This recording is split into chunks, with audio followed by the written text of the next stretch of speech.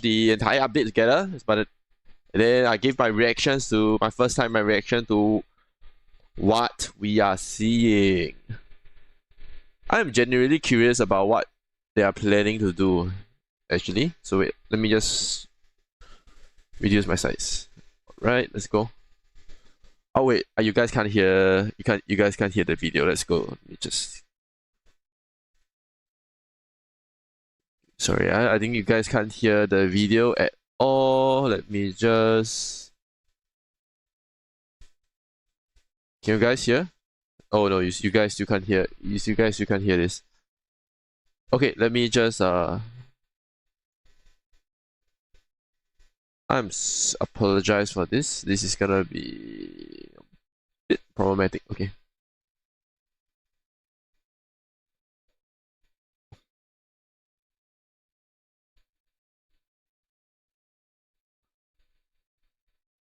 Okay.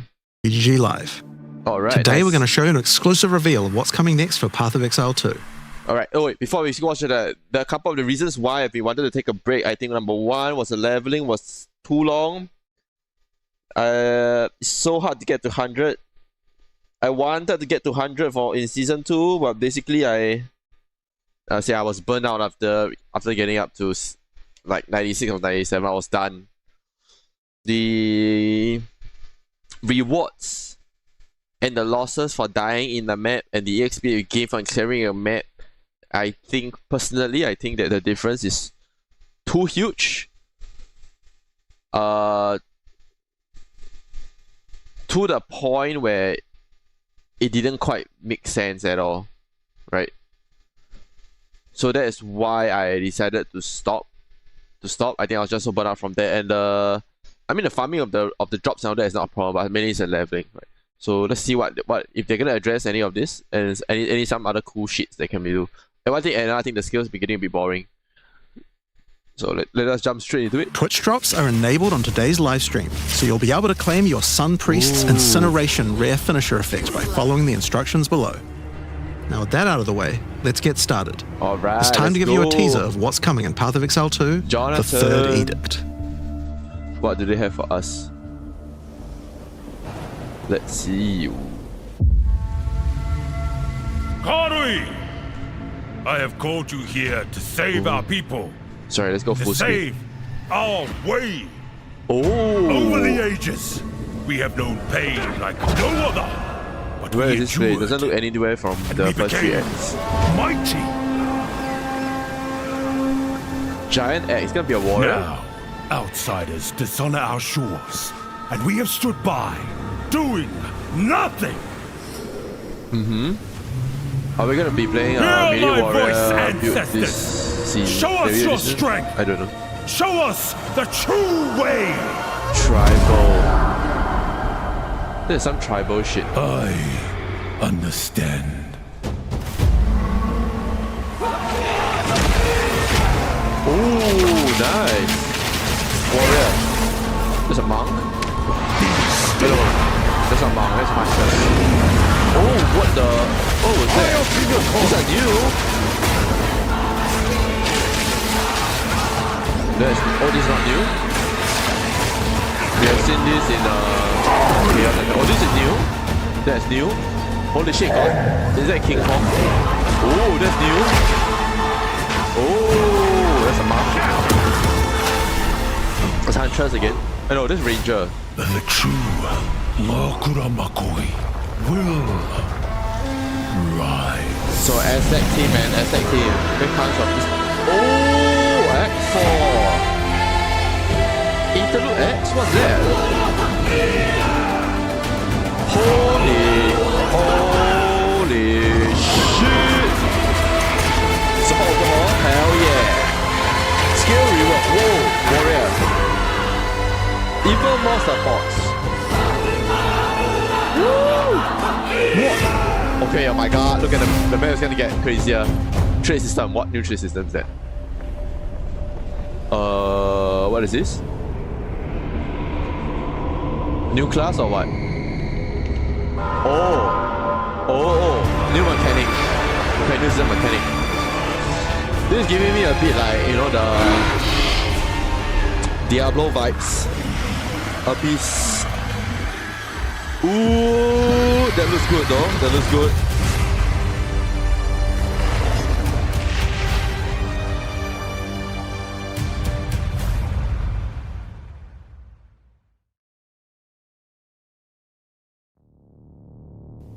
Now, as you can see, there's a lot going on, and we have a lot to reveal today. We'll start by going over Act 4. Wait. And remember, sorry, this entire shit is still in early access, man. It's like beta or something, you know? It's not even a full Next game chapter in the release Path yet. of Exile 2 storyline. Holy crap. But that's not all. There's also 3 new interlude acts to get you to endgame, which means we're removing Cruel Difficulty 2. Oh, finally. After that, we'll be going through the massive changes to characters. I'm super excited to show you how I've overhauled the entire support gem system, added new skills, wow. and yes, there are buffs. Next, we'll go over the nice. Rise of the Abyssal, this season's exclusive league curious mechanic, if I will and talk change about the the new class I've been rewards, playing. crafting systems, areas, and bosses that it adds. After that, it's on to changes we're making to the endgame. Okay. Then it's time to talk about items, crafting, and oh yeah, trade. That's going to be a big one.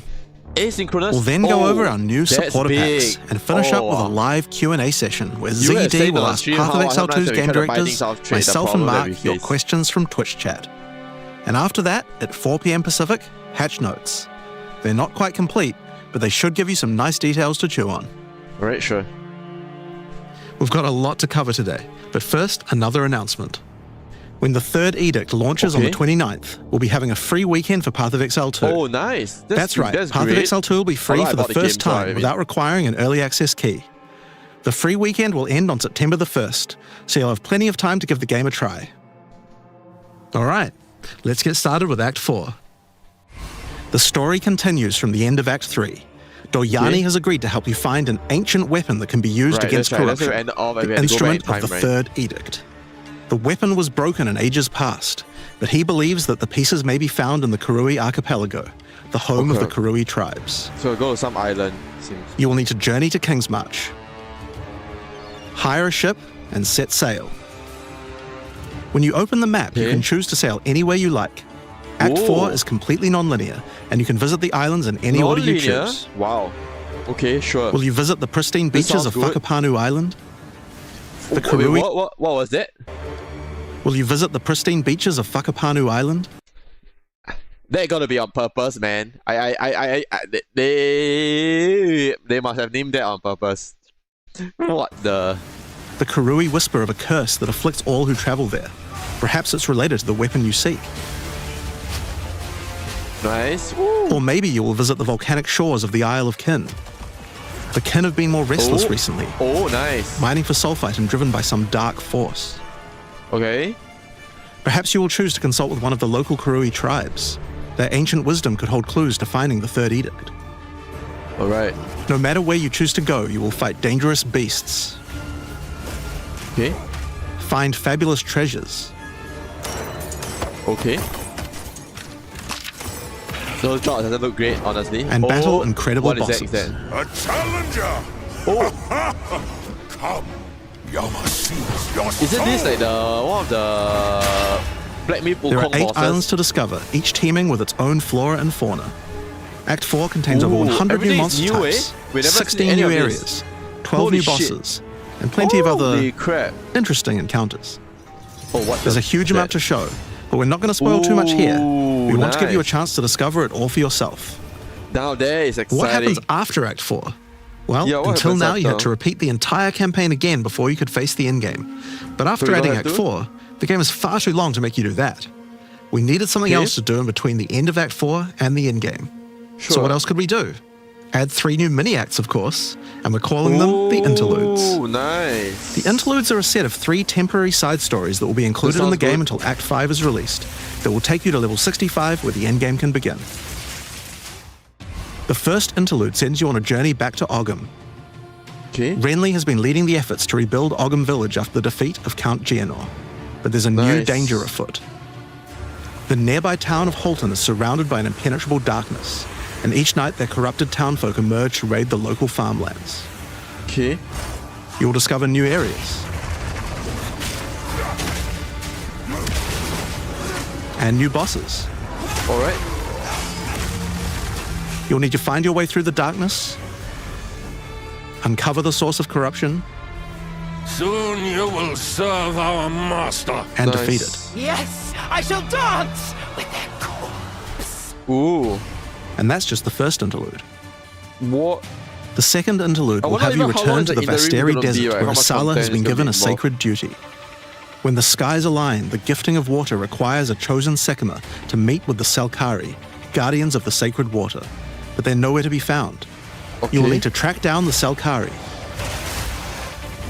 find those responsible for disrupting the gifting, fight even more new bosses, discover the secrets of the ancient ritual, discover new locations, Ooh. They're showing off the warrior a lot. and ultimately help Asala carry out her sacred duty.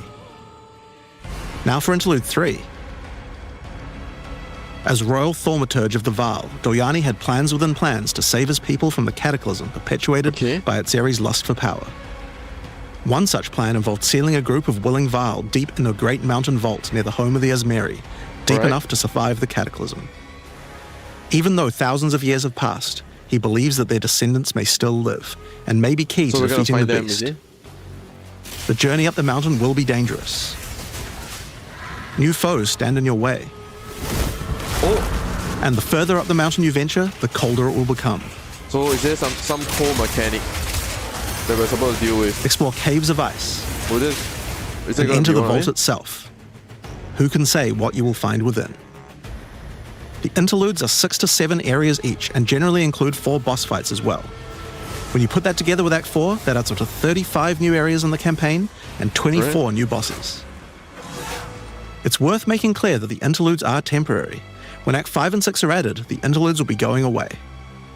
These are Alright. side stories after all, but don't worry, the bosses and areas that make up the interlude are all part of the endgame. We're not just going to throw them away. And with that, we don't need cruel difficulty anymore.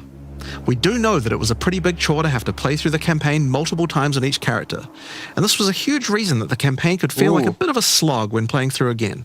But we do also have another new feature to address that particular concern as well. So let's talk about sprinting. Ooh. In 030, when you hold down the dodge roll button, your character will go Sprinting? into a sprint after they finish the roll.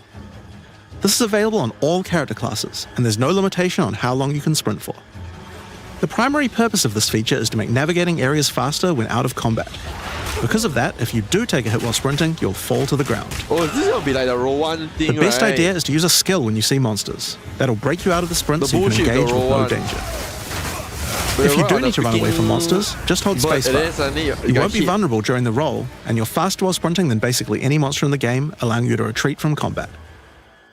Sprint Sprinting is a would be pretty nice, significant change to honestly. PoE 2's gameplay. Oh, What I like definitely. most about it is that we can accelerate the pace of the game for those who want that, without having to compromise on PoE 2's more visceral combat systems. Okay, so that's the new extensions to So the campaign. The problem with the but there's a roll whole was that giant you league get- to once play you get through knocked as down, well. you're pretty much dead. I'll leave that to Mark to talk about later. Or playing as a And that's huntress. because what I want to talk about now is the new stuff for your characters. And probably one of the Oh. biggest new systems here is with the support gems. Alright, what changed? Now, support gems are one of the most interesting elements to creating a build. What They what has enables so many changed? interesting mechanics and different ways to play. But PoE 2's support gem system has just never been quite right. One of the major Okay. issues is the limitation of only having one support gem of each type on your character. We Well, didn't want yes, builds that's to just true. become using the same 5 most powerful supports in every skill. The problem with this design, though, is that it's actually working against using multiple skills in your build. If you can only use each Yes. support gem on one skill, it means that you're encouraged to go all in on that one ability.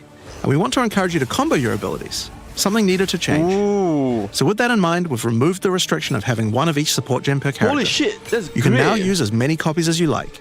Oh, nice. Yeah, man. This should drastically increase the amount of possible Oh, builds hell yeah. and increase the Can- amount of can skill stack, like diversity. those physical attack damage increase notes and all that. There are a lot of potential builds that I mean, suffered that from was the previous limitations, restriction. right? For example, a poison build previously couldn't add poison to more than one skill. That's They couldn't true. use stacking poison on more than one skill either. This severely limited your ability to combo with anything outside of the specifically designed poison archetype. But now you can. That's right. Then you can do any Many random utility crap, right? I think skills that's previously one of the couldn't So that's one of the reasons why I think like it was very hard to do. If you want to play something unique like a bleed eyes or something, it's just so hard to get it work because you only can equip one of those, and if you need more bleed to stack, then yeah. scale to endgame, because the supports that would make them scale were more useful to use in other skills. You would never speed up killing Palm with martial tempo, when you would much rather use it on your primary skill instead. There are more examples like this all over the place. In addition to that though, we thought there wasn't enough feeling of progression in the supports as you went through the game.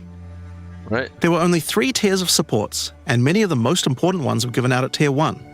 Also, there were no strict upgrades, meaning that upgrading supports when you ran out of sockets required quite a lot of thinking.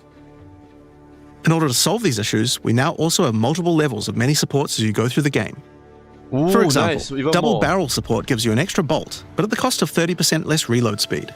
At Nice. tier 2, the penalty gets lowered to 20%. But then at tier 3, the support gem gets something new. Whoa, It now something reloads new? automatically when you heavy stun an enemy. Oh wow. In Stunning some build cases, then. the highest tiers might work a little differently, and you'll have to That's decide nice, if you nice, like the nice. upgrade or not, depending on your build. For example, rapid casting. The first couple of levels gives 15, Oh, then so it's not 20% increased necessarily a cast higher speed. grade means it's better. But then at tier 3, it changes to a new approach. Now, For that each is very different spell you interesting. cast in the last 8 seconds, you get 10% increased cast speed, which Because could be a normally pretty if a big higher bonus tier if you use a means lot of different better. spells. So that's pretty good for upgrades through the campaign, but we wanted to add a little more spice to the endgame for supports too. And that's Okay, where our endgame, new so what system, was that? lineage supports, comes in. What the hell is that? You can think of these like unique items, but for supports. There are supports that are only available at endgame, but they're much more powerful. Like Ratha's Assault. It's an upgraded version of Double Barrel that reloads your skill as you dodge roll, as Oh, well as nice. increasing the number of bolts it can hold. But it does mean that's Oh. the only way you can reload the skill now. Now, unlike Then it might be regular nice to equip supports, you those that can't does find one these of for the uncut the- support gem. There was one of the meta skills where when you dodge throw, you create a mirage of yourself or something, right? Just like unique items, What many can of you these use can be there? found from specific bosses. Oh, even more target farming. And there's a ton in the regular drop pool too. Okay. Some of them are fairly rare, others fairly common. Sure.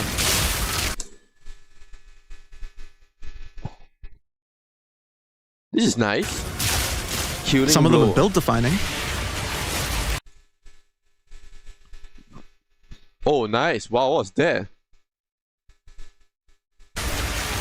That's such unique. Others are just straight up power upgrades.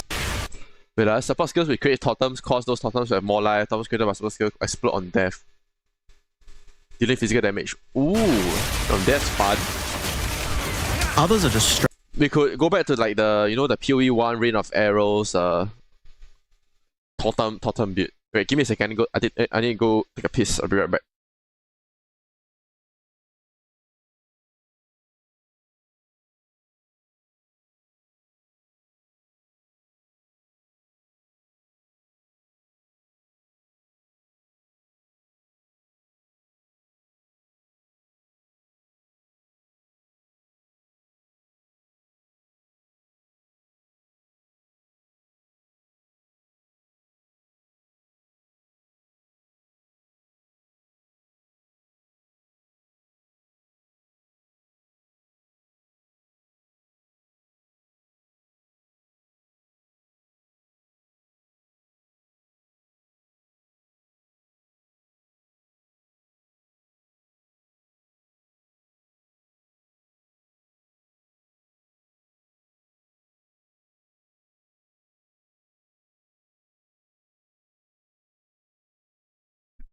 Right, sorry up about that. power Right. upgrades. Oh, invert elemental resistance values. Oh, means negative. Oh, wow. That's great for monks. All in is it? all, there's around 40 lineage Pure supports being element- added throughout the elemental attack, endgame. generally. So there's a lot of power to find out there. Now, the new support gems are certainly going to open up a lot of builds, but of course we have a huge range of improvements to individual character classes as well. Right, this sounds As well fun. as adding new skills, we had a big focus on buffing existing skills so that they can scale well into the endgame. There's a huge amount to cover here, so we're not going to discuss everything. We're just going to quick Oh. fire through some of the coolest changes. Okay. We wanted to what's make that? cold a more useful element on the Ranger, so we've Alright. expanded the cold tools available. As well as increasing its range, Escape Shot now creates fragments of ice whenever it hits the ground. These Ooh, fragments more explode shots. after a short time, making the skill better for killing groups of enemies. Okay. But not only that, we added an ice Yeah, because everybody was playing lightning, right? That was the best skill fragment support that creates more of them when killing frozen in enemies. most classes anyway. and a new buff skill called Ice-Tipped Arrows that allows all your arrows to create ice fragments. Oh, nice. This already gives clear to rangers wanting to use ice, but to take further advantage of the ice fragments, Freezing Salvo has been upgraded to shoot additional cold arrows towards every fragment, giving you a nuke-like ability. Nice. Okay, that's fun. We've That's also fun. modified Snipe to consume Frozen from enemies, dealing a huge amount more damage, giving you a nice ice single target option. That And something you might sounds notice about this great. is that the bonus is a lot higher against bosses. This is actually a change you'll see throughout the entire game. Since it's a lot harder to freeze a boss, you should get a bigger reward for it. Oh, nice. Another theme you'll see throughout the game is making movement feel better. Toxic Growth is Okay. a skill that was pretty cool, but a bit annoying to use Wait, I feel continue the rain toxic pustules, yes. with the jump that it had. Now Toxic Growth is a rain skill, so you can spam it more easily. Oh, nice. Isn't it the toxic rain? And we've also added a new poison skill while we were at it, called Toxic Domain. My first POE It creates a small character, area it was around you that toxic makes rain. all your attacks create toxic growth pustules, but attached to monsters. They are playing that, is it? Another skill that was annoying to use was Electrocuting Arrow. It's now just a regular arrow, making it easier to use. But it Okay, we'll attach electrical. Okay. also means you can support it with projectile supports. Nice. And it now also has Area of Effect, making it a tool for more than just single. So It's what do you now say, just a Shane? regular arrow. Another skill that was annoying to use was Electrocuting Arrow. It's now Okay. just a regular arrow, making it easier to use. Okay, yeah, there's But an it aiming also one, means right? you can support it with projectile supports. And Nice. it now also has Area of Effect, making it a tool for more than just single target, and allowing it to Whoa, scale into the nice. endgame. That's We very also good. added a new spirit reservation called Mirage Archer. This is a meta skill that allows you to create shadowy clones of yourself to use a skill of your choice. Can we get it to do multiple times? Of course, one of the other big problems the Ranger had was Multiple survivability. Oh, that's Evasion true. was the weakest of the three defenses, and we want So in my last 2 seasons, I was playing a evasion build characters or evasion / energy shield. It was basically the monk or the it was the monk and huntress. to change that. Currently, Evasion doesn't evade all types of hits in the game, so you're still vulnerable to things like slams or unblockable attacks. To make Evasion characters more tanky, we're adding a Yes. new mechanic called Deflect. Ooh, Unlike Evasion, Deflect works on everything, and if you successfully deflect a hit, you take 40% less damage. oh nice. Items can now give you a mod that gives you some amount of deflection based on your evasion, Wow, even more mods, right? and there's a bunch of it available on the passive tree too. Will do it, will it? Deflection increase is the amount rolled of in mod addition to rolls that we evasion, will get. so this is an upgrade Will it for more regular problematic? hits too. And unlike Evasion, there's no maximum chance. You can Oh, reach nice. 100% deflect against all hits if you spec into it enough. Of course, this is a buff that helps all Dex characters, so the Mercenary and the Monk, but especially the Huntress, are seeing big defense boosts from this as well. Okay, that's nice. Speaking of defensive mechanics, let's talk about block and parry. Now, one of the big concerns on the release of the Huntress was parry feeling unreliable. Okay. One of the big I reasons never for played this that is there's a character, lot of 'cause- hits that are not blockable, and thus not parryable either. So a huge balance change we're making is that now everything is blockable, except for specifically unblockable red flash skills that bosses use. Alright. This makes parry much more reliable. And not only that, but to make block and parry nicer to use, you now also move faster than before while using these abilities. This is a Okay. massive buff to passive block as well. So to counter that, we did have to lower the max passive block a bit, but overall you should feel much safer. Pure tank. Fire skills on the warrior were not really cutting the mustard, so we decided we needed I mean, it's not just a warrior, right? Even I think in other classes, fire is just not great. to upgrade a bunch of them, but also add some more as well. Let's start with a buff. Volcanic fish are now branches into multiple fishes, giving it much more clearing potential. Okay. We've also added a new skill Nice. called Forge Hammer. This skill throws a molten hammer that does a slam at a distance. You can recall the hammer Fireball. back by using the skill again if you like, but the cooler thing to do is to use a war cry near it. Using a war cry makes the hammer explode, Ooh, nice. making a bunch of volcanic fishes around. Volcanic fishes Don't know re-trigger when whether you that slam will them, be very so it's a good great enough. skill to make a flaming arena to fight a boss. Nice. Ooh. We also buffed Perfect Strike to have a much larger area of effect, Okay. and changed Molten Blast to not always fall. Although honestly, my warrior dream build, right? You know, POE 1 Ice Crash. That's what I really Force want you to move play. forward. Ice Crash. Just Trust me, slam it around. feels a lot better to use now. The skill now has massively boosted chance to ignite monsters as well. And you're going to want to ignite monsters due to a new glory skill called Ancestral Cry. Ancestral Cry charges up with glory by igniting monsters, invoking King Kaum's favor. After you do, use it to channel Kaum's ancestral power. Every attack will be ancestrally boosted with fire. Sorry, let's go back to channel Andy's there. glory by igniting monsters, invoking King Kaum's Cry. Ancestral Cry charges up with glory by igniting monsters, invoking King Kaum's favor. After you do, use it to channel Kaum's ancestral power. Every attack will be ancestrally boosted with fire. Your very steps will explode, triggering volcanic fissures, and molten balls will erupt from your attacks. Could we reduce the... Warrior shield skills were another Sorry area to we wanted to consider improve. Now that we've got sprint, we actually don't need Could to have a that stack cooldown with, on a like, shield charge anymore. the It now black- also does more blacksmith? damage the further away you are when you use it. The Smith Ascendancy. Wait, interesting with the fire. Shield wall got significantly upgraded AoE. Oh, okay. Also, you can shield charge right through it to Still trigger all the tanky. walls. We also added a new shield war cry. Fortifying Cry Nice. gives you a defensive buff, but it also builds up charge on your shield that empowers your other shield skills. And Magma Barrier now doesn't require timing in order to use. Just wait for your shield to charge up and block. Interesting. Seismic Cry now stuns enemies that are primed for stun. Oh, nice. Oh, stunning. Alright. And we Just a changed cry the Sunder basis. interaction with Armor Break. It now also gives a Sundered Armor debuff that makes enemies take 40% extra physical damage. Okay, so stuns. Great for stuns. bosses. Sundering does sunder now. Ancestral Warrior Totem has undergone some pretty significant changes too. We wanted the skill to feel more like using an ultimate. That summoning an ancestor to fight for you was a big deal. So we've changed this totem to require 3 endurance charges to summon, Should we and do that? massively buffed its damage. It also now scales with your weapon Yeah, damage power too. of, summons. Since there's no limit anymore, if you build around generating endurance charges, I mean, it's a bit to go, right? So initially, You can summon an because entire it's forest tempted of me to play the totems. warrior also. Because like, I was gonna go to do a magic build, summoning build, because I've always been playing physical damage the last 2 seasons. My next class was gonna be magic related. And my dream was to kill things without doing anything. So it was either gonna be this might be an interesting one too to try in order out. to make that easier, we added some new sources of endurance charges. There's now a support to make Perfect Strike generate charges, and a support for generating endurance charges from heavy stuns as well. Alright.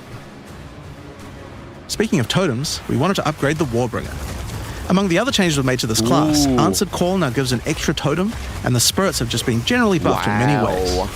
Use it with your limitless ancestral warrior forest to make an army of Karui that would make Tukahama proud. Okay. We've also merged the Great Wolf Howl and Warcaller's Bellow support, so that you can get all the benefits with 1 point. Nice. And Encased in Jade no longer removes the Jade when getting hit, making it a much better defense. Okay.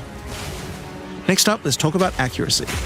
Accuracy was always intended to be something that warriors didn't need to care about very much so long as they're in close combat. But unfortunately, that's not currently the case. Oh, is it not? This was Never played warrior, particularly so I don't know. annoying with skills like Bone Shatter, which you certainly don't want to mess with. So we significantly buffed your chance to hit at close ranges when you don't have much accuracy. Warriors shouldn't require any accuracy investment in order to hit with close range attacks now. That's true. Actually, any melee shouldn't need accuracy, isn't it? We also wanted to improve armor. Now, one of the major weaknesses of armor is the inability to defend against elemental damage. Oh, that's In true. order to mitigate this, we're adding a lot more of the stat that allows your armor to defend against elemental damage. It's now available on items and in a lot more places on the passive tree. Nice. One of the most important improvements we've made in 030 is to declunk the action and flow of shooting crossbows. Okay. You can now reload crossbows without any movement penalty. Oh, nice. That's great. But not only that, all skills that can be used while moving now slow you for a shorter amount of time. This change oh, that's benefits great. It's everyone, about not just crossbow skills. moving, right? With both of these changes put together, the run and gun playstyle feels much better. It's hard to explain how important this change is for the feel of the class. The Mercenary is also a good chance to talk about how we're rebalancing to make comboing skills much better. Take Shock, for example. It buffs damage and lasts 4 seconds right now, but that isn't really giving you enough time to take advantage of it. If you're going to add a lightning skill into a build that otherwise wouldn't use one, we need to make mechanics like this much better. So we've increased shock duration on monsters to last 8 seconds. Okay. And skills like Plasma Nice. Blast, which are That's intended good. to be good at shocking enemies, now increase the damage bonus by a lot more. You'll find changes like this all around the game. That's good. Chill now lasts 8 seconds, giving you more of a reason to weave in cold damage. Freezing skills are better at freezing. Oh, Burning nice. skills need to cause burns that last longer. But making skills like That's- permafrost bolts and incendiary I shot mean- double down on how they're supposed to be used, it makes using them That in your should be build what alongside it other is, right, skills from the start. much more likely. We're also making sure to buff specific combos too. The freeze explosions from frag rounds now chain to nearby enemies, Ooh. and using high velocity rounds with armor break of will now crossbow fragment the opponent's upgrades. armor. This causes monsters to take a portion of high velocity rounds damage with every subsequent hit, even tiny pellets. So that means following it with a shotgun blast is way more effective. Nice. Now there's a lot more buffs to crossbow skills, but for now I'm just going to talk about the new one we added, the mortar cannon. Ooh, what's This that? one lets you socket any grenade skill, and Oh. using it will summon a cannon which loads and then fires the grenade you choose. Okay. Another issue on the mercenary were banners. They were just not very good, so we're doing a big Never played upgrade to them. mercenary, so I don't They know. now last longer, don't disappear when moving out of them, and we removed the Valor mechanic. They now just give a much more Nice. consistent and stronger buff, and you can Okay, use that's them good. when you get enough glory. On which, one of the Wow, main there are a lot of focuses was changes that making people have been various minion complaining types about. more useful to use together. Ooh, Melee minions in particular were just not that great compared to ranged ones. that's As true. a starting That's always point, been we like- just straight up removed the requirement for minions to have accuracy. Oh, nice. Attack minions now always hit, which makes them way better. That, of course. Brutes got some good numeric buffs, but we also added a new command skill where they do a war cry that intimidates enemies and detonates any frozen monsters and allies around you in a big cold explosion. Maybe we are gonna be playing minion build this round, We've man. also changed the Frost Mage's command skill to an ability that adds ice armor to your other minions, adding a layer of defense. And it makes them deal cold damage back to the attacker as well. I guess The we'll be ice armor playing also makes the minion count as frozen, mage so the this Brute's round. war cry can detonate them too. Ooh, nice. Unearth was changed to work on corpses of your dead skeletons, allowing you to summon the minions more easily in boss fights. I guess. And they also got a we know new what jump we're gonna be ability, playing. allowing them to get into combat faster. Nice. Ray's Spectre was also feeling pretty weak for the spirit cost they have. To be honest, we were a little afraid of these when we first balanced them. We've It's gonna both be decreased the broken by spirit cost somehow for a lah. large range of monsters, and will significantly increase Spectre damage too. They should feel a lot more impactful. Definitely gonna be some broken ass shit that they never tested before, I bet. There's also a lot of new spellcaster weapons with newer cult skills. But I'll just talk about one of them that I thought was particularly cool. The Reaping Staff is actually a wicked scythe that gives you a new ability called Reap. When an enemy is low in life, you can dash forward and rake enemies with the scythe to cull Oh, them instantly, nice. healing you. Okay. That's a new spell. It can also new inflict weapon. critical weakness on enemies The too. staff. Now, there's a lot of balance changes in the Witcher's Ascendancy classes, but I'll just talk about two of them for now. So what do you think we should do? So I've been watching solo leveling recently. Should we do like a solo leveling-esque character? So you summon shadows and you fight. And then you do your melee, your fast attacking melee. Skill on and off. Or should we go for like a warrior? Right. A warrior that smashes everything like a Kratos. On the Blood Mage, you were previously required to spend your first points on Sangomancy, which really Blood was Mage supposed to be the sounds fun, downside actually. for being able to access the powerful abilities on the rest of the class.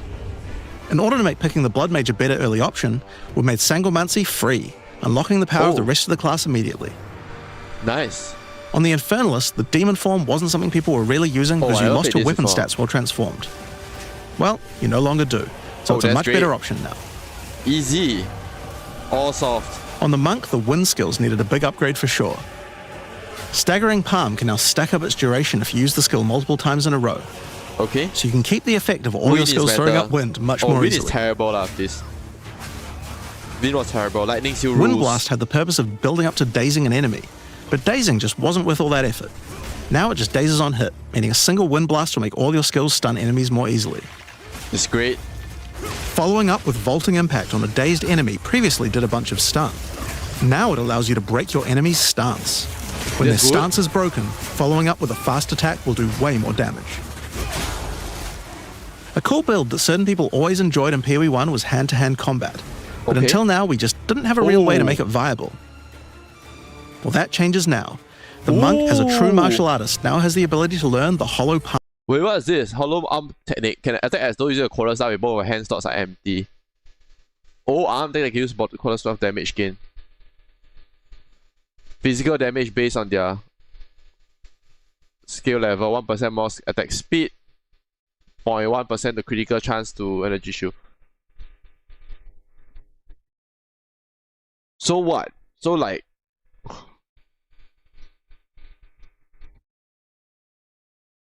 how I feel, how will this the buff work, right? So you have no weapons in your hand. Then where will quarterstaff damage gain do? You mean in terms of like your runes and all that? Arm technique, a keystone that lets you use all quarterstaff skills while unarmed.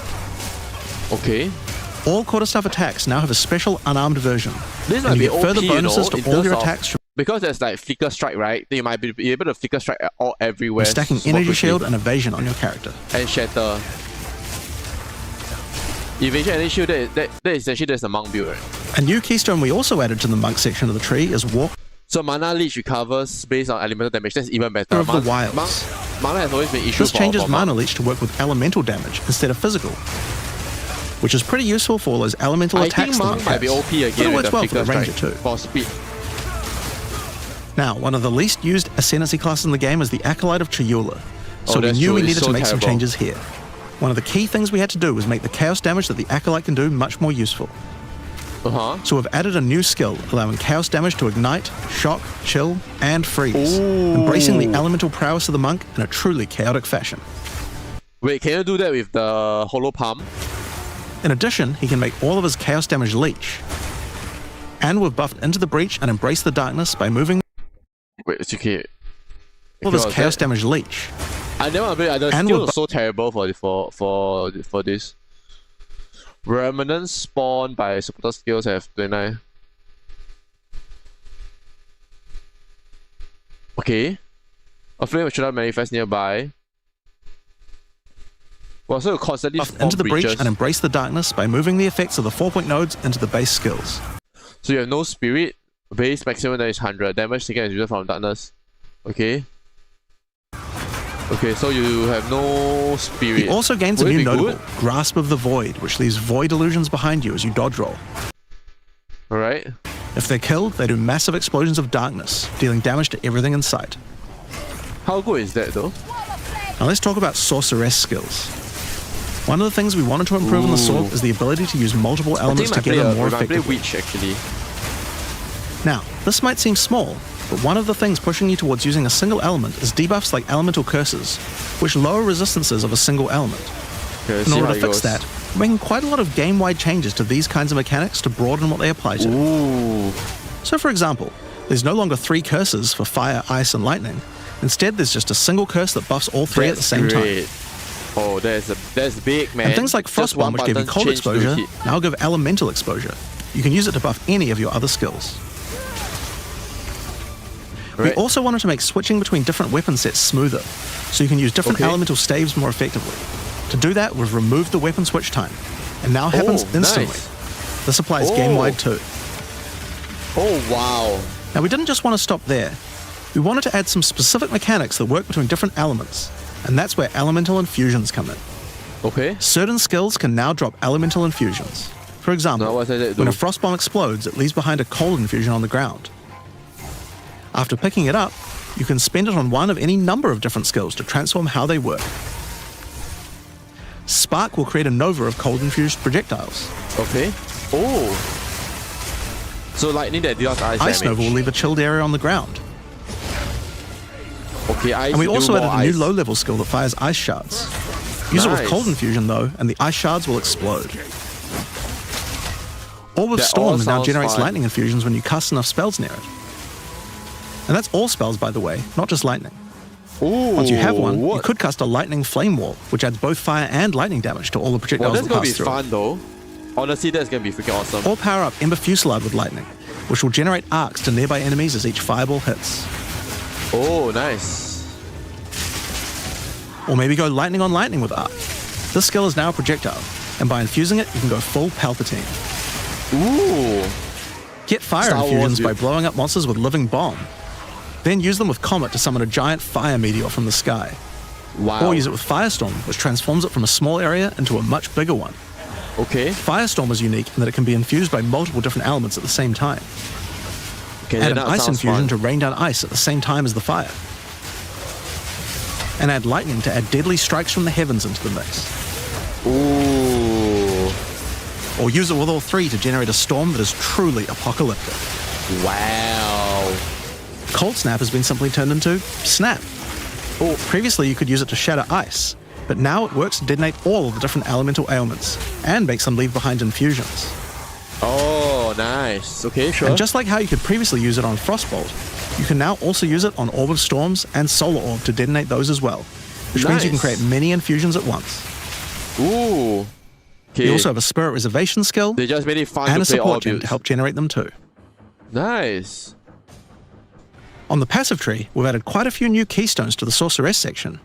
Here are a couple of examples. The Black Flame Covenant keystone converts your fire spells to chaos and causes your Well, why would ignites it to do deal that, chaos though? damage. Chaos Viewer. Your fire spells and ignites will also turn purple. Now that's fine. The Ritual Cadence keystone causes your invocation skills to trigger more times, but makes them trigger periodically over a longer duration instead of one. Great for those auto bomber builds. Now, in addition to skill changes, we've added a lot more options for the passive tree for each class. Oh my. that's Overall, gonna there are be more than 100 new notables on the tree, usually around 20 per class, along with smaller clusters as well. Oh my god. Check out the old version. And here's the new version. Oh my it's god, a lot it's more becoming dense like and there's POE more 1. interesting nodes than before. Now, we probably can't go through too many of these in the live stream, so I'll just show you one from each class's area of the This is tree. gonna be POE 1. We tried to be a lot more thematic with the new nodes. So for example, the Molten One's Gift. It lets the benefit of Armor Break apply to your fire damage. Or how about Last Stand, which gives you lots of stats as your situation becomes more and more desperate. Most of the previous builds probably is unusable A already. lot of these have themes aligning with Ascendancy classes. Like for the Gemling Legionnaire, for example. You have crystallized immunities, which makes you immune to different status ailments depending on which support gem color you have socketed the most. Oh, that's cool. Another Ascendancy class aligned notable is Sanguimatic Rituals. It allows arcane surges to generate life instead of mana, unlocking that support gem to be used with the Blood Mage Ascendancy. Ooh. In the Sork area, you'll find these Archon nodes that allow you to convert all of your elemental damage to a specific element. You become a Lightning Archon when you spend enough mana, after which all your skills will be converted to lightning, and you will do extra lightning damage as well. Whoa, nice. We have ones for cold and fire too, with different triggers. Wow. Here's another cool This one. for the- this Elemental for Practitioner gives Sorcerer. crit bonuses if you've triggered a skill recently, while also making This is crits a monk, generate right? more energy for triggers. Or maybe you'd like the Great Boar. Monk crit. It gives you a reason to stack dexterity to make you tougher, giving a bonus to life and stun threshold. Or the Cunning Fox. It straight up Another gives you probably monk 5% build. quality to all your gems. Oh, that's nuts actually. Now, 5%. another major change is attribute requirements. Okay. We felt like players probably had a few too many nodes and attributes and not enough in That's interesting true. passives. So we lowered attribute requirements by 25% lot. across the board. Oh, nice. That means you'll have more points to spend on interesting notables rather than just needing to allocate. But that's true because my previous build on the Huntress, right? My greatest issue was attributes. I have to spend quite a number of points on my attributes, both on my gear and on the more passive strength, skill dex, tree. and int. Now, there are way more changes than just these. These are just some of the cooler ones we wanted to show off. But I'd say that's just about enough for now. We're not even half done yet. So I think it's time that we talk about the League, the rise of the Abyssal. And to do that, I'd like to hand things over to Mark. Oh, time for the league mechanics. As you just man. saw, even though there are major changes to the campaign for this update, we want to make sure that every time you come back for an expansion, each area feels different with something extra going What's on. new here? It is really important to make sure your experience when returning between expansions is fresh and filled with new content. And the way we did this was through leagues. Every expansion we make has a league, which not Okay. only has a fresh economy, but also has new content exclusively available in that league. Yes. So, let's delve into the details of what Path of Exile 2's first official league is bringing to the table. So what is this league? The Abyssal are a race that have mastery of forbidden magics and necromancy. They were thought to be extinct, but have merely been biding their time underground. Alright. You first encounter signs of the Abyssal in Clairfell, where you discover that during the night, weaker members of the Undead Legion have been attacking the encampment. The townsfolk require your help to investigate where the monsters are coming from and put a stop to Okay. their attacks. Out there, ancient creatures, lurking beneath the surface. As you proceed through Rayclast, you'll find fissures in the earth connected to larger pits. Okay. The monsters normally inhabiting the area are being affected by it, harmed by it even, having their souls eaten to strengthen the Abyssal underground. Alright. As you defeat the monsters, the fissure closes and Abyss will emerge, angered by you killing their food. Oh, Once all those fissures have been sealed, the pit activates, and more Abyss will pour out. This is where the larger and more dangerous monsters reveal themselves, as hordes of Okay. Abyss will spew out from the pit to take your soul. so I must kill them. So more monsters to kill. If you kill a essentially. magic pack, then magic Abyss will arise. If you kill a rare, then a rare monster will emerge from the pit, having absorbed some or all of its modifiers for itself. Oh wow. This We'll means get the rarer monsters items, emerging though. will generally be more difficult and more rewarding, as each modifier gives better rewards. If you are able to kill them all, the pit will seal shut. As each pit is closed, it reveals a potential reward. Abyssal troves will rise up out of the pits, allowing you to get some epic loot. Okay. Alright. Areas often contain Wonder what many uniques will pits drop, though. with many fissures, and the amount goes up as you progress through the game, getting more intense. It doesn't stop there. When monster mods are absorbed, they have a chance to become infused with the dark necromancy, transforming Okay. them into abyssal modifiers. For example, you defeat this monster with the Mana Siphoner modifier. Their soul is eaten by the pit, and a rare monster emerges. The Mana Okay. Siphoner modifier has transformed into Soul Siphoner, and is now So what does it amplified in do? danger and reward. How amplified? That's really the question, right? The reward. Abyssal pits also interact with other monsters and mechanics. Yeah, I think most important If you is how defeat a big rogue reward exile upgrade that's will near that one, be. it'll be revived as a Lichborn that has multiple abyssal modifiers. Lichborn exiles even have their own unique jewel they can drop, if you are lucky enough to encounter and kill them. If an abyss spawns near a boss, killing it will summon a gigantic Giga Larvae creature. Oh, double boss. Monsters Okay, imprisoned that's in gonna be- essences near abyssal pits are affected by the abyss too. They will come with an Problematic. additional new essence item that can be used to craft your items. So, that's your bread and butter of the Abyssal League. Kill surface-dwelling monsters, kill the emerging abyssal, close Right. the fissures, overcome pit encounters, and reap the rewards. Okay, so just keep on There's a killing, lot more to essentially. this league, however. As you complete abysses, you can find ancient pieces of bone, preserved from the remains of fallen Lichborn. These are one of the many rewards for your Right. mission to seal the pits. You can use this on a rare item to imbue it with abyssal magic, adding a special hidden modifier to your item. Ooh, But okay. how do you reveal it? In Act 2 of the campaign, you'll encounter a new area. This area is overrun by the Abyssal and the Lost Men. Alright. After clearing through this area, you'll find the Well of Souls, a giant cavity with a massive vortex of souls swirling beneath you. Nice. No, that's So cool. how do you reveal the mods on your Abyssal-infused items? Obviously, just throw them in, right? Yes, that's exactly what you do. Before throwing it in, you are given the option of how you want to transform it, in the form of a Okay. choice of 3 different modifiers. Once you've chosen your desired mod, throw okay, it that's in, a choice, which is great. where it will absorb the This is power gonna be of a the huge time souls, sink, man, and the another ominous one of them. creature will then retrieve it for you.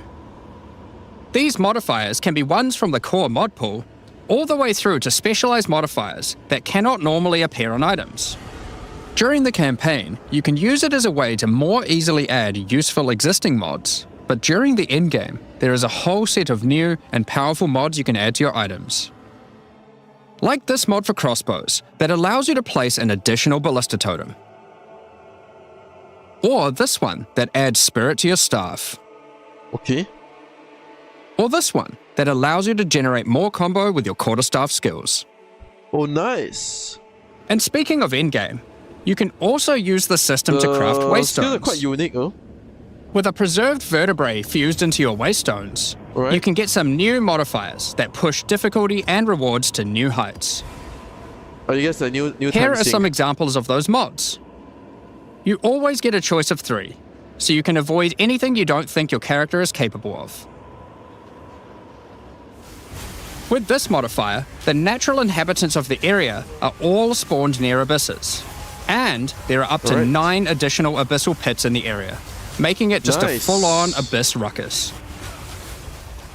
Or this one, which causes the final abyssal pit in the area to always result in a boss encounter, be it either one underground or one that emerges out. There are dozens of these waystone modifiers in total you can get from this crafting. There's a shit ton of things. That covers the new things to crafting craft, mechanic. man. So what's left? Don't you feel that crafting is getting bigger we and talked bigger? about how when closing pits, you can get abyssal troves. But sometimes when closing an abyss, you'll reveal an underground cavern that leads to the abyssal depths. After jumping into the depths, you'll find an abyssal city, swarming with Wow. legions of the undead. When underground, what do you do? every single rare abyssal enemy will have an abyssal modifier. What? And at Holy the end shit. of the dungeon, you'll even find a rare with a more powerful Lichborn modifier. Okay. Once you're able to defeat this powerful rare, you can also find some nice rewards. Aside good. from the entire area being valuable due to the abyssal modifiers on the monsters, it has its own specific drops too. One example is a set of lineage supports that Wow. can rarely be found in these depths, like Kurgel's Leash. This support empowers both you and your minions when you command them, granting unholy might to you both. Oh. Another there's a depth-specific summoning- outcome is a set of omen-like items that amplify your abyssal crafting. Additionally, we're adding some new socketables that can drop from the abyssal depths. Take Ulaman's Gaze, which can be socketed into your armor. Wow. These are a bit special in that you can only have one equipped at a time, but give some pretty But can you powerful remove it, effects. Think of them as almost a unique socketable for your equipment. In the endgame, where you can still find depths, you also start to find a different type of underground chamber. In these areas, you'll find an ancient spire, So a what's device involved in being those? used by commanders of the abyssal factions to plunge Rayclast into a lightless void. Your goal is simple: kill this commander and destroy the spire. Okay. So what does that drop? There are 4 bosses in the Abyss League, and there are some pretty cool uniques available from them. An example is this belt, Darkness Enthroned. Ooh. It has 2 sockets. But hold on, socketables don't work on belts. Ooh, no? Well, this belt has a special mod that allows it to count as a different slot for the purpose of socketables. This one, for example, counts as a helmet. I kind of want one that Oh, counts as a body armor. nice. I wonder how rare that one is. You can also find this unique jewel, Undying I guess it's Hate. gonna be like a 0.1% chance. This kind of jewel bullshit. transforms part of your passive skill tree into an abyssal version, and has multiple depths. The deeper it goes, the more of your passive tree is affected, allowing you to fulfill your fantasy of becoming part Abyssal Lich. Now, the last thing that Abyssal Commanders can drop is a Finger Okay. of the Lich. But What is what that? use do you have with a random undead finger? Well, the next time you return to the Well of Souls, with the finger in your inventory, your character will almost feel compelled. To do what, though, you might ask? To jump in. The items you threw in came back more powerful, right? So, what's the worst that Okay. could happen? Well, you will just have to find that one out for yourself. Oh. Along with the introduction of Guess Act everybody 4 be rushing for and that the then? interlude, we will be adding 25 new in-game maps. These maps will contain all the new monsters and bosses we're adding, improving variety and giving you opportunities to experience the new boss fights many times. Let's take a look at some examples. Rock Pools is a map where you explore a shallow rocky coastline, surrounded by coral and filled with sirens. At the end is a giant Goblin King boss, ready to eat sulfite and squish you like a bug. Ooh. Holton Is he gonna is an do very Ezomite similar to township which has seen the better days. Weird floating golem Explore and thing? clear the township to find a gothic, Reaper-like boss, with the ability to manipulate storms and fry you with both lightning and wither you with chaos. Okay. Given some of the new bosses added are a bit more epic, such as the Act boss and final Ooh. bosses of each interlude part, Nice. it would be a bit of a waste to just use them as regular map bosses. Then what are they gonna do? Instead, we'll be adding some new mechanics to the Atlas that use them. These Like what? start appearing pretty fast into the endgame, and will help bridge the gap until you do your pinnacle bosses. In the desert biome, you can encounter a wild sandstorm. 3 maps around the sandstorm contain a device you must activate. Upon doing this, the sandstorm's magic is disrupted, revealing the map inside and allowing you to access it and find the cause. Nice. This presents itself in the form of a boss, similar to the existing Citadel bosses. This boss is a Faradin Swordmaster, who has been blessed with the power of a time djinn, allowing him to take his swordsmanship to the next level by replicating himself, maneuvering rapidly, and severing the fabric of time itself with his powerful slashes. In the water biome, you'll encounter a giant maelstrom, where one of the maps surrounding the water biome connects to it, but the connection is obscured. You must run the maps nearby, hoping to find a beacon, which will remove the maelstrom and reveal the connection to that map. Okay. Another example is this Vaal vault in the mountain biome. Oh, so it's wolf going around the But maps how do we then. get inside? Running the adjacent maps to it will yield a key, which you can then use to gain access to this vault. Or, you could just trade for one, I guess. Use the key to dispel the powerful force field surrounding it, leading to the Vaal Elite and their rewards inside. Shops, I think. These all contain Uber versions of the Act 4 boss, and the bosses at the end of each part of the interlude. And each have their own exclusive drop pool of new lineage supports, which, as Jonathan spoke about earlier, are powerful support gems that modify your skills in pretty crazy ways. As an example of a lineage support which can come from the Faradin Swordmaster mentioned earlier, we have Garo Khan's Resolve, which causes your critical strikes to fork, but requires some mobility on your part to properly enable. Wait. What? Oh, that creature has support skill buy for crates.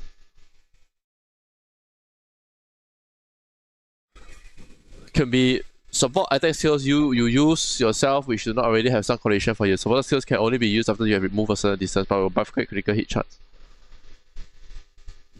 Those skills become unusable after you have moved 20 meters. Support skills become unusable again. To fork, but requires some mobility on your part to properly enable.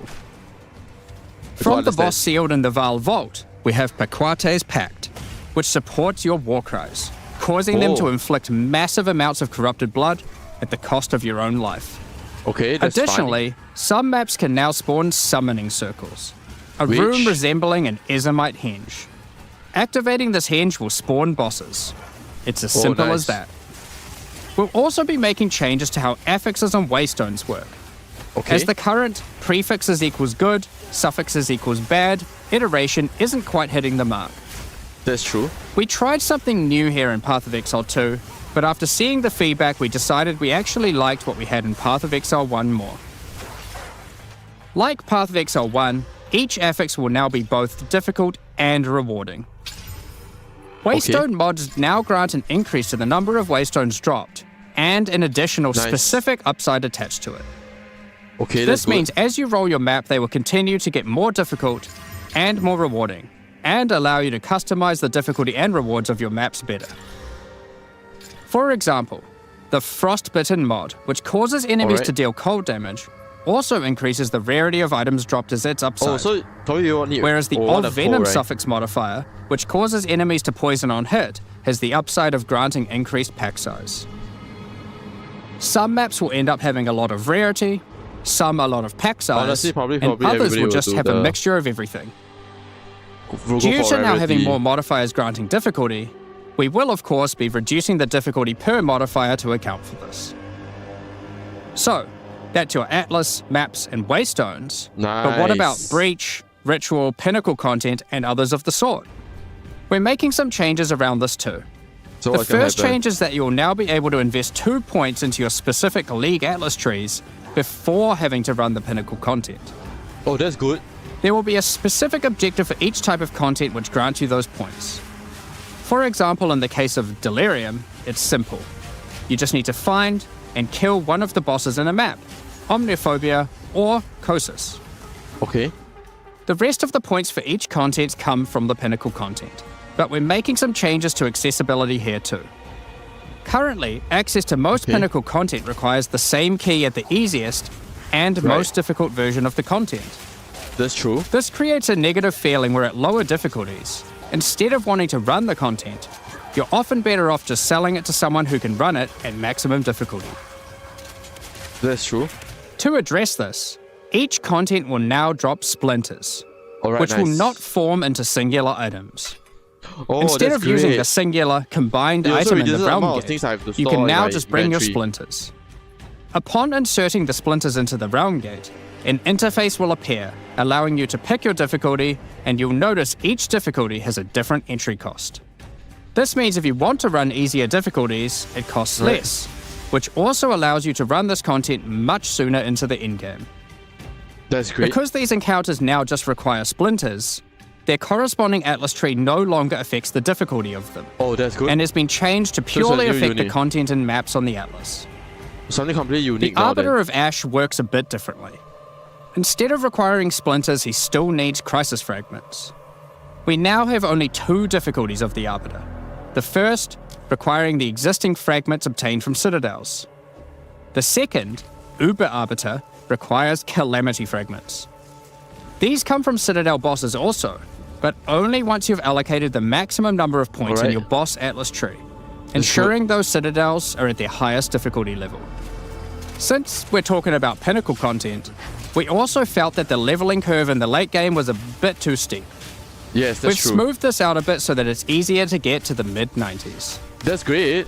We've also added some new in-game unique items. Yeah, I hopefully it's a lot faster because the 90 to 90 something was taking too bloody long, honestly. The Take a 90 look to at it. 900 range. I hope it goes all the way up there. Thunderfist eventually. is a pair of gloves that grants crackling palm, But the main a thing skill was which empowers the- your unarmed attacks. But for me, the main thing was the gains and the losses are too imbalanced. You lose too much from dying, and gains so little from winning. Granting the ability to call down the storms themselves on enemies you hit. Put Wait a minute. simply, What is this thing? palm, a Oh, skill new- which empowers Ooh. your unarmed attacks. Oh, this will be a very fun, unique glove to use actually. Granting the ability to call down the storms themselves on enemies you hit. Put This is simply, like something you want to literally do quicker. every monster you hit with your unarmed skills will be struck by powerful lightning. Pair this with the aforementioned hollow palm technique to embrace your true unarmed prowess in combat. You might need this Another unique unique for we're adding is Henekura's Sight. Equip this amulet to be granted the Interesting. power of the Mother of Death herself. Yeah, you might actually need This this. is reflected by granting you a skill called Foresight. While you have Foresight, your dodge roll no longer avoids hits. But instead, being hit while dodge rolling restores you to full life and makes you unable to die for a brief period of time. Okay. You'll notice when this does occur, a copy of your character appears nice. and takes the full damage. Alright. This is you seeing that future, as if you hadn't been wearing the amulet. Ultimately, would that be really your in-game useful, experience should be more streamlined. With new content to find, you'll be able to invest in your Atlas trees sooner, engage with Pinnacle content faster, have less FOMO running said Pinnacle content, reach higher levels easier, and do all of that while finding many new chase endgame items. Talking about finding items is one thing, but what about crafting them? Alright. Yes, We've crafting. taken a step back and looked at some of our crafting systems to make some notable improvements. Like what? Let's start with essences, which suffered from an issue where the regular essences were effectively useless and didn't give players the tools or excitement that a crafting system should provide. To alleviate these concerns, essences are being changed in a few ways. Firstly, Okay. they're being changed to function like regals and add specific modifiers with Oh, nice. specific values, meaning Oh, you know yes. exactly what you're going to get. That's great. Essences are so We terrible, found that man. players were It's just so often rolling for bottlenecked by shit. regal orbs when crafting in the campaign, so this helps to fill that gap, allowing you to better upgrade your items. For example, Alright. this Lesser Essence of Flames, which will be able to add a flat amount of fire damage to your magic martial weapons. Okay. Secondly, we're adding many more tiers. That Lesser Essence of Flames, for example, has a regular variant and a greater variant too, Oh, adding nice. even more fire damage with each upgrade. I mean, the more focus, because with the number of The FXs intention of this is so right? that when you find Actually- one early on, You don't worry about holding on to it till later to use on a higher level item. You should feel free to use them as they come to get powerful upgrades during the campaign. To do a focus upgrading. Lastly, our highest tier of essences, now called Perfect Essences, will function like a Chaos Orb instead of a Regal. So it will replace one of the modifiers on your rare items with the specified mod. Such as this Perfect Essence of Flames. Nice. You'll notice this one doesn't just add flat fire damage like the ones before it. Yep. The Perfect Essences often give something a bit different, with some opportunities to be pretty damn powerful. Extra fire There damage. are many different essences, each with many tiers, covering many of the more core modifiers you'd want on items early on, through to chase specialized ones for in-game. That's right. Speaking of in-game, we really wanted to expand our crafting options for late in-game crafting projects. You might have noticed that at in-game, you get way too many transmutes. Hey, come Wouldn't on, I it be even hide nice in my if some of filters, those man. I don't even bother didn't picking them drop, up. but instead you got something a little more powerful? Yes, please. At higher levels, you can now find Greater Orb of Transmutation Oh. and Perfect Orb of Transmutation. Oh, that's good. These can be used on normal items to upgrade them to magic, ensuring that the modifier generated is of a minimum level. Oh, that's great. This is similar Sometimes to how you find higher roll tier and get items on the bullshit. ground, but for crafting. These higher tiers will also exist for Orb of Augmentation, Okay, some Regal bullshit Orb, one. Exalted Orb, And and it's so Chaos Orb, unfortunate, you know. meaning you can get all of the orbs required to take your item from normal rarity to a fully completed rare with guaranteed high tier mods. Because sometimes you sort of On like top of these new core you're trying to crafting copy, get some currencies, we wanted to make sure there are powerful crafting bases to use them on. Now and in But I'm hoping that you can eventually upgrade, use your lower tiered ops, and be able to fuse them together to get higher grade ones through game, you can smithing. start to find exceptional items. Oh, quality These are items sure. that drop at normal rarity and are perfect for your from-scratch crafting projects. That's great. They can come with extra quality, up to 30%, or an additional socket to use your crafting socketables in. Ooh. And yes, That sounds they can be corrupted fun. for yet another socket. Holy crap, You can also get exceptional unique items. Oh? To Does that add come with even extra- further to your crafting extra arsenal, ops? we've added a whole suite of new omens to Honestly, the ritual extra ops content, right, probably to be and the removed rarest some of the one. more unimpactful ones that weren't being used. Some of the new omens include the Omen of the Ancients, Okay. which will cause your next Orb of Chance to not destroy the item, Oh, but nice. generate a random unique of the same class. That's good. Or the Omen Orb of of Chance has been the Sanctification, gambling, man. which is my new favorite. This will cause your next Divine Orb used on a rare item to re-roll the values of its modifiers, allowing Okay. it to exceed the normal minimum and maximum values, Oh, that's raising the good. ceiling on the new most powerful rare items Again, in the targeted game. upgrade if you have something OP. This Omen will also cause your item to become sanctified. Sanctified items cannot be crafted, just like corrupted Oh. ones, so consider carefully when you use this. So you gotta add in Another all is your the ops and all Omen that of nonsense Chaotic before you- Monsters, which will cause your next Chaos Orb to re-roll all modifiers on a Waystone, Oh, nice. allowing you to fix your maps if you So get it's a some reset, modifiers essentially. that are not feasible for your build. how Besides to do these is that, but examples, okay.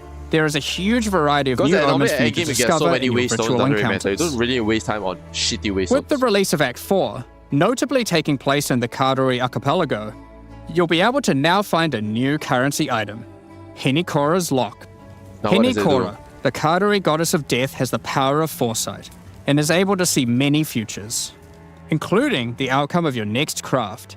Oh! So, imbuing her lock onto an item gives you that same power too. For example, you'll know whether or not to use an Exalted Orb on your item, as you will know exactly what the outcome is. Oh, Nice! So, with all these new crafting improvements, it's safe to say you're going to be making some epic items. Oh my god, there's gonna be some and expensive not necessarily just ones currency, for man. yourself. So given that, it's time There's gonna be the super expensive to talk currency. about a massive one. Trade. Okay, what else something to It's trade? finally here. The moment we've all been waiting for. Asynchronous trade. Fully Holy asynchronous shit. trade. Oh, hell yeah. Finally, oh my god. The last few seasons, well, you'll see me always be trying to go on the trade system, ping the person, hoping that they answer, and then I can to buy the item from him. If not, I'll suddenly miss it. Or suddenly they will ghost me, or suddenly the item just increase in price, that kind of bullshit.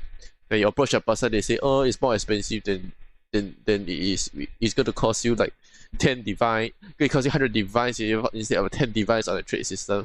Kind of bullshit. That's going to cut that down a lot, man. And also, like, whenever people buy things from me, right, I don't have to stop my map, exit, go back to the stronghold, appear, and then sell it to them. Hopefully, go look through my inventory, find the correct item, pull it out, and then look for him again. Over the years, the way players trade with each other in Path of Exile 1 has morphed from using the forums through to the in-game chat, all the way through to using the website. Yes. These systems, in all their iterations, work for a while, but with each iteration, new problems eventually reveal themselves. That's normal with Be innovations. it requiring you to be in your hideout AFK, too much oh my instead God. of out there killing monsters, or curse never getting responses from message. people who are either AFK or just can't be bothered. That's true. In order to finally solve this, and this has been a long time coming, we're adding a new system that allows you to buy items from other players without requiring the seller to be present. Oh, They can continue farming, killing monsters, AFK as they please, and can even be offline. Oh yeah. With the offline introduction even? of Oh, King's that's March awesome. in Act 4, you will encounter Ange, assistant to Rog in the Meridian currency Free went out Traders offline. Company. Okay. Over the last 2 decades or Still, so, it's gonna since take over Path of Alpha, Exile it 1's seems. storyline, Faustus has handed down his knowledge and expertise to Ange, and she is now ready to take over his business. Alright. So If she you can have a take over hideout Alpha, I unlocked guess. already, you can immediately invite her there.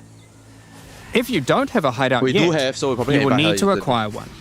You can do this by completing a quest to defeat one of the bosses inhabiting an island in Act 4, allowing you then to take a slice of it for yourself, making it your new home and base of operations. Once invited to your hideout, she will now serve as operating your currency exchange, Alright, but so it's Alva. also serve as the figurehead in your new trading empire. So, how does this new system work? In the existing trade system, you would list items for sale in premium stash tabs. That's right. And then when I someone bought wanted Carnival for one, this. you'd have to take it out for yourself and trade it to them. Yes. Oh my god, that was the worst.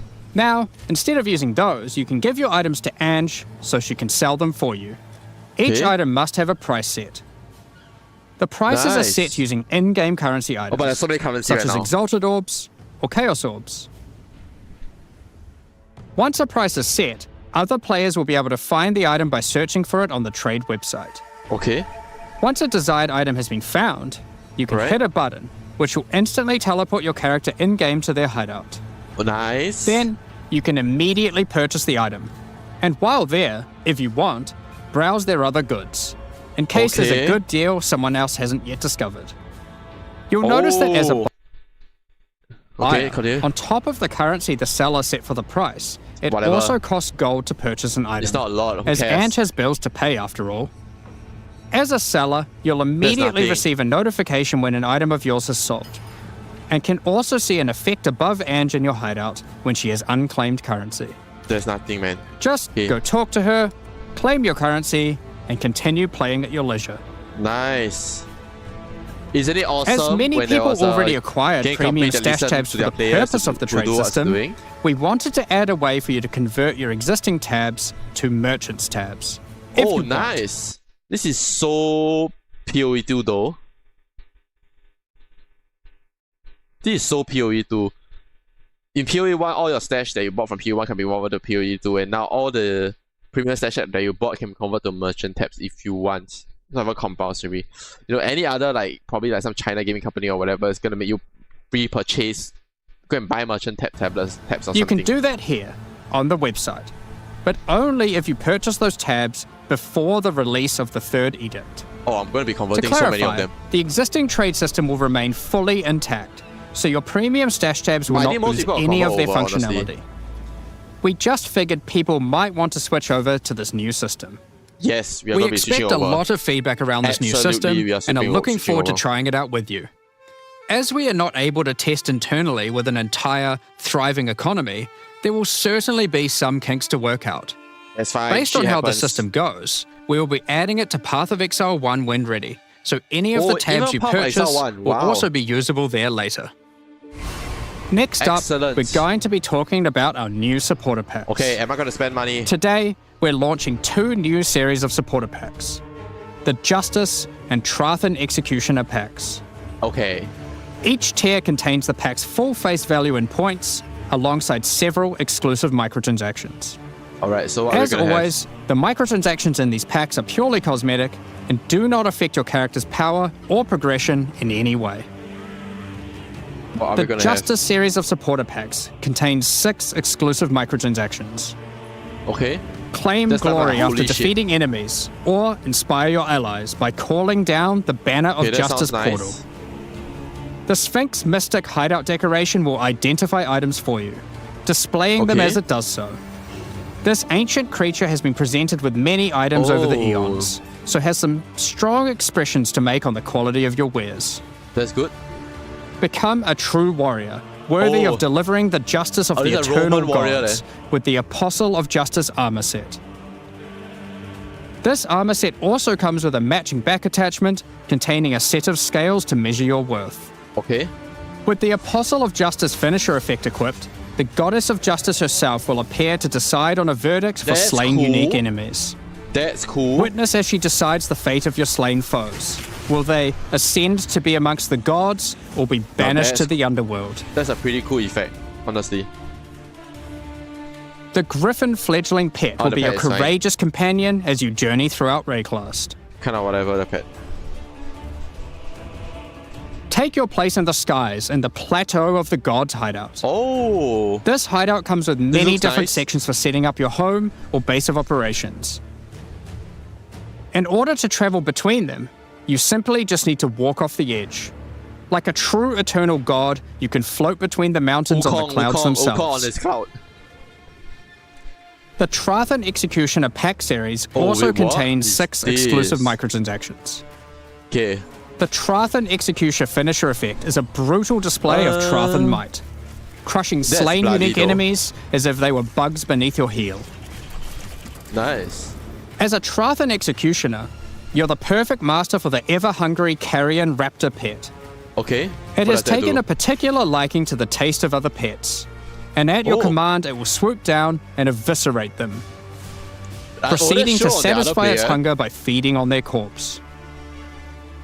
The nobles of the 4 that's shown major on the other player or Trathan just on the houses own had their screen? mercenaries, but if their hired hands became notably irritating, they'd have to call in the Trathan Executioners. Okay, so that's us. You can now Wait, where? embrace their methods and become brutality incarnate with the Cruel Trathan Executioner armor set. Alright, so what does it do? The matching Cruel Trathan Executioner cloak will shroud you in scarlet as you crush the skulls of Okay. your enemies and leave a trail of blood behind you as you build up a kill streak. Alright. Or Nice. use the alternate variant to Probably simply have the put a blood to be at skeleton the on your back, back. Honestly. The more blood, the Be better. bathed in blood as you mutilate monsters with the Cruel Trathan Executioner character effect. The swirling blood increases in volume as your spree of slaughter Nice. continues. Both this effect and the cloak use the same kill streak for tracking how much blood is shown. Oh, nice. After a long and tiring day of executions, enjoy a relaxing game of dice with the Goblin Gambler's Hideout decoration. They'll Okay. definitely be playing fair, right? Ooh, oh, The this is where you buy the Pulverizer map items. device brings a horrid efficiency to punishing the damned of Trathus. Ooh. Each map you open will execute the next victims. Okay. This map device in its true ruthlessness tracks the total number of monsters killed, your kills per second, and your largest kill streak up to the point of the map being completed. Now this is cool. This is then displayed on a leaderboard so you can take a measure of you and your friends' violence at the end of each map. Oh, nice. Additionally, any microtransactions from the supporter packs will be made available for use in Path of Exile 1. Again, always Path of Exile 1 and 2. Okay.